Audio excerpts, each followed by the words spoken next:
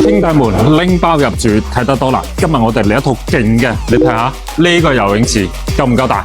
而家開始，你睇下呢一個，哇！呢度有個涼亭，前面仲有一個大嘅湖，一線嘅湖景啊！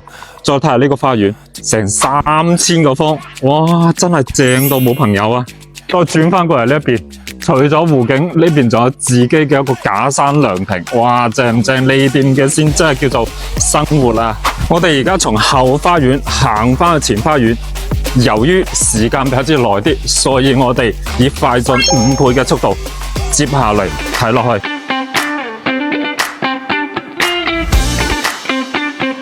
呢邊就係入車庫嘅大門啦。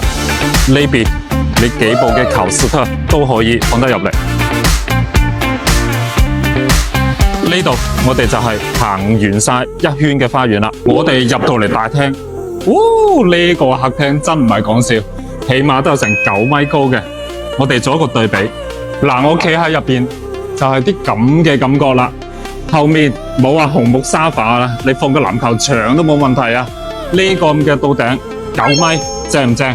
大吊燈安排，行出嚟客廳，你話人生努力嘅意義係咩啊？我覺得努力嘅意義就係咁啦。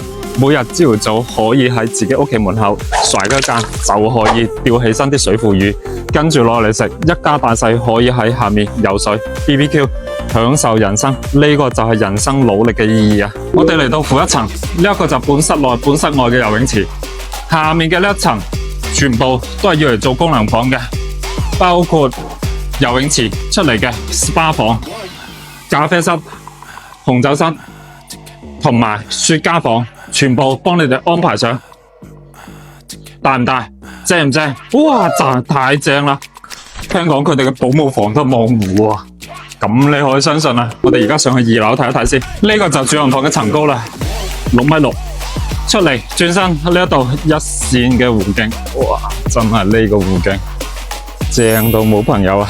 下面咧就係自己嘅私家花園，呢一度咧仲有個陽台嘅，咁大嘅一個空間。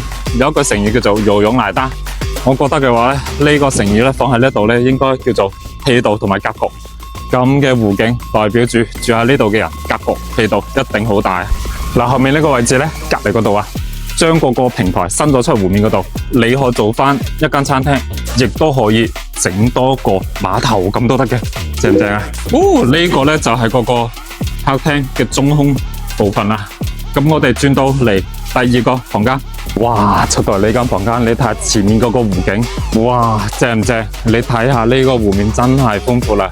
呢一套嘅話，夾埋1100方，係美林湖入邊咧數1數2咁大面積嘅，非常非常之少嘅，只係等待佢嘅有緣人。各位有緣人，如果你哋想要資料嘅，評論區入邊，我將個資料發俾你。我係青房中醫。